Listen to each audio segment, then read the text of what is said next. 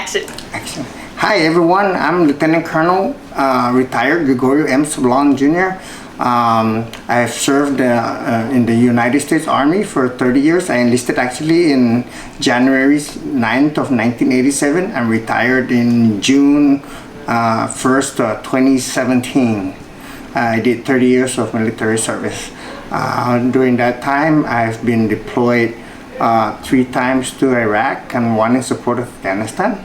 So what I enjoy what I do now is giving back to the community and mentoring young students to be better citizens and make better choices to make better life or make a better life for themselves.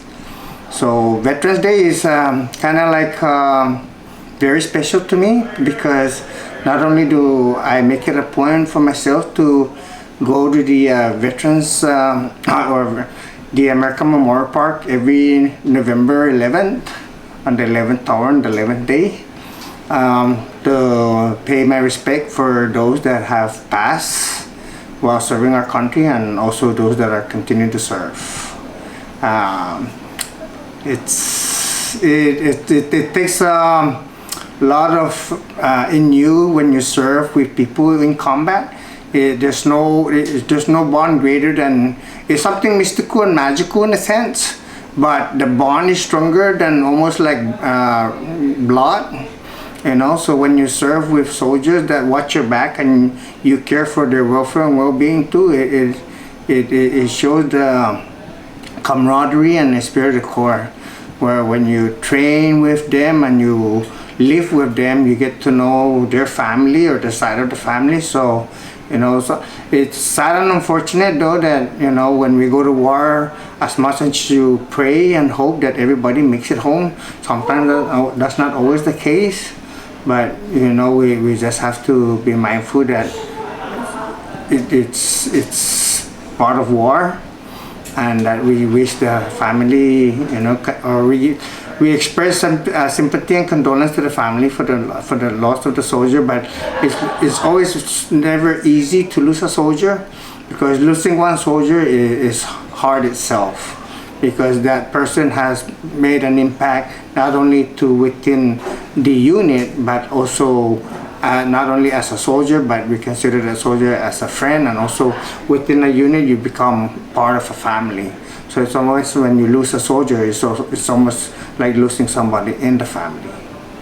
So how do you feel now after joining the Army? Well, I actually, at the time when I was going to college, I was working my way to college. I was working and paying my way to school, because back then there was no such thing as financial aid, but there was a loan, so I had to pay my way and work my way to school.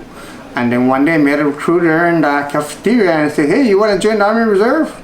Well, you know, what does that do? And he says, it helps you pay 50% of your college tuition. You don't take a rocket scientist to, you know, like, well, that's money, you know, free money to help me pay my way to college, you know, and I don't have to work twice as hard to make ends meet and pay for my school, right? Because I was on a tight budget. You know, I had to like plot out how much hours of work, even on overtime on weekends, to make enough money to pay for not only my college tuition but also to pay for books, you know, because I was living in the dormitory. But again, when you live in the dormitory, it's not free, you're also paying for the dormitory. So I had to, you know, budget myself tightly. I mean, luckily there's cup of noodles. I was like one of those people like eat cup of noodles, you know, Vienna sausage.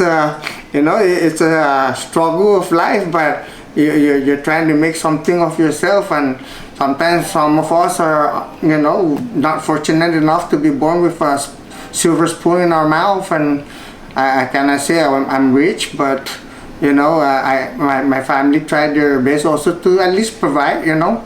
So when it comes to when going to college, they did do their part to help, you know. But I'm thankful for that.